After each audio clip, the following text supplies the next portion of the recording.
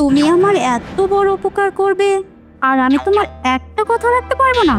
খুব ভালো লাগে, তাই বলছি আমি কিন্তু ঢোকাবো। তোমার কোনো প্রবলেম নেই তো?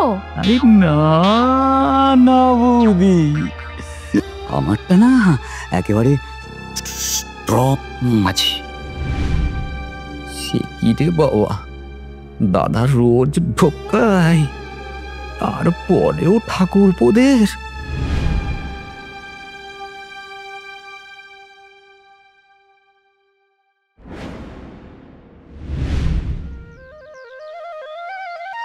খুব চিন্তা হচ্ছে বুঝি? সে তো হবেই, মাঝে তার কয়েকটা দিন। এতগুলো টাকা যায় কোথায় পাই? তুমি কোনো চিন্তা করো না, আমি বলছি, তুমি দেখবে টাকা ঠিক জোগাড় হয়ে যাবে। তোমার কথাই যেন সত্যি হয় গো। আমার না মাথায় কোনো কাজই করছে না। আমি বলছি, তুমি এত ভেঙে পড়ো না, একটা না একটা ব্যবস্থা ঠিক হবেই।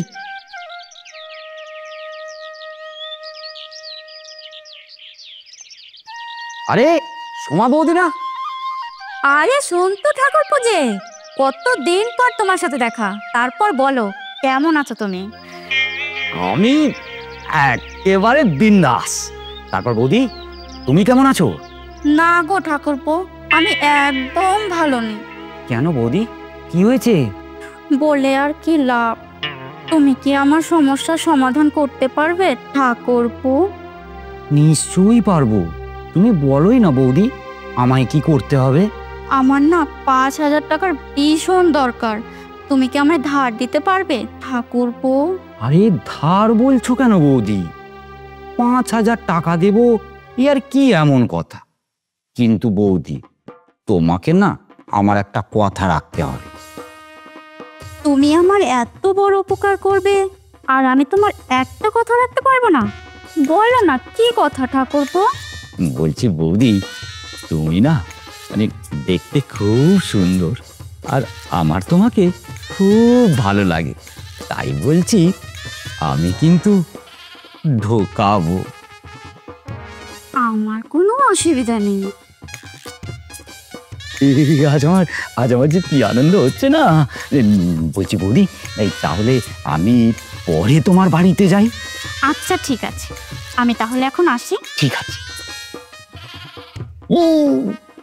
বৌদি ঢোকাবো, বৌদি ঢোকাবো, বৌদি ঢোকাবো, বৌদি ঢোকাবো।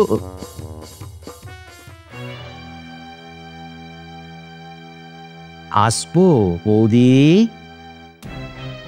ও ঠাকুরপো, এসো এসো, তোমার জন্যেই তো অপেক্ষা করছি।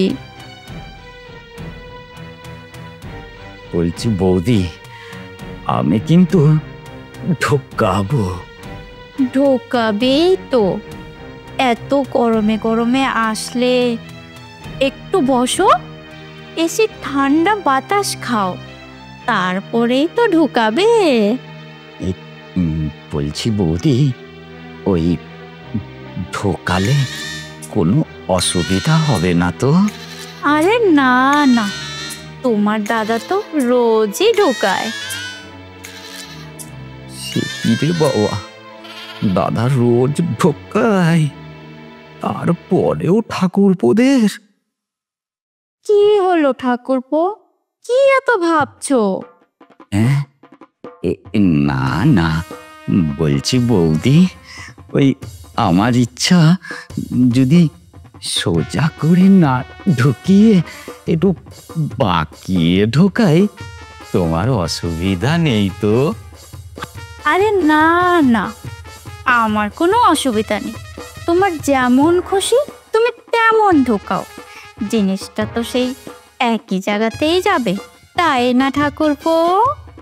সে তো বটি, সে তো বটি। এই বলছি বৌদি, আমি যে তোমার ওই ঢোকাচ্ছি, মানে দাদা জানতে পারবে না তো?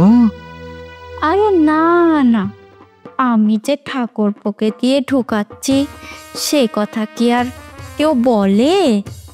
আর তাছাড়া তুমি যে আমাকে ঢোকাবে তোমার কোনো প্রবলেম নেই তো? আরে না না বৌদি, আমারটা না একেবারে স্ট্রং আছে। তাহলে আর দেরি করে কি হবে, ঢুকিয়েই দাও। এই সেই ভালো সেই ভালো। তাহলে দেরি না করে বলছি বৌদি, তুমি তাহলে খুলে ফেলো, আমি ঢোকাই। এই নাও ঠাকুরপো, খুলে দিয়েছি, এইবার ঢুকিয়ে দাও দেখি। মানে? মানে আবার কি, তোমার কাছেই তো টাকা চেয়েছিলাম, তুমিই তো বললে টাকা ঢুকিয়ে দেব। ফোনের স্ক্যানারটা খুলে দিয়েছি, এবার তুমি ট্রান্সফার করে দাও, তাহলে আমার অ্যাকাউন্টে ঢুকে যাবে।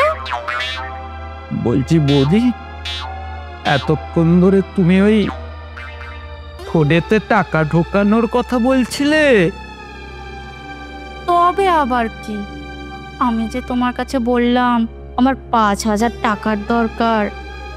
নাও নাও, দেরি না করে ঢুকিয়ে দাও দেখি।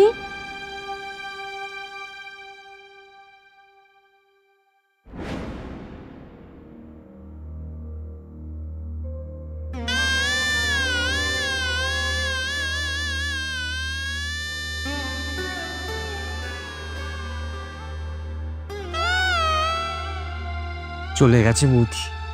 সন্তুরে, বৌদিকে কি ঢোকাতে এলি আর কি ঢোকাতে হলো?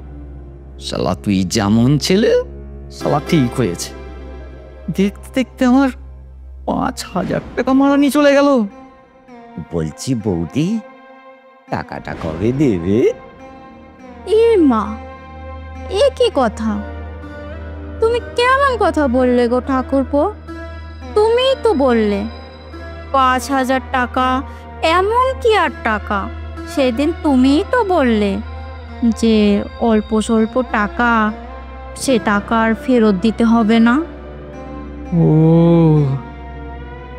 বলেছিলাম বুঝি। ঠিক আছে, তাহলে এখন আসি বৌদি। হ্যাঁ হ্যাঁ, তুমি এখন এসো, তোমার দাদার আবার আসার সময় হয়ে গেল। ঠিক আছে।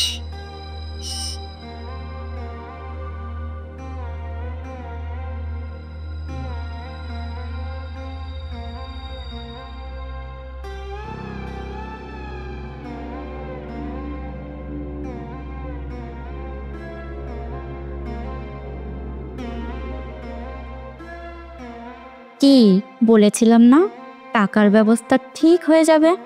আর এইরকম একটু একটু বইয়ের সঙ্গ দিলে সব চিন্তা দূর হয়ে যাবে। সত্যি সোমা, তোমার প্রশংসা করতে হয়। এই জন্যই বলে মেয়েদের 16টা কলা, আর কোন কলাটা যে কখন কাজে লাগে তা কেউ জানে না। একদম ঠিক বলেছ। ওরে শালা, কি ডেঞ্জারাস মাল রে, একেবারে পার্বতী আর দেবদাস। শালা যেমন পার্বতী তার তেমন দেবদাস, আর আমি শালা কেলানে দেবদাস। বলি কি, আপনারা সব আমার মতন ওই বৌদির ঢোকাতে যাবেন নাকি?